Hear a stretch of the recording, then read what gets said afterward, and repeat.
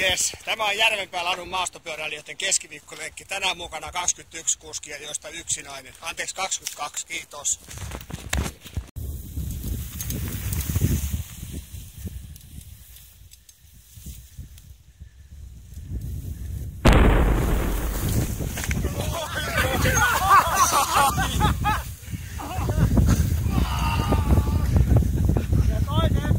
Nyt keuli muuten aika hyvin.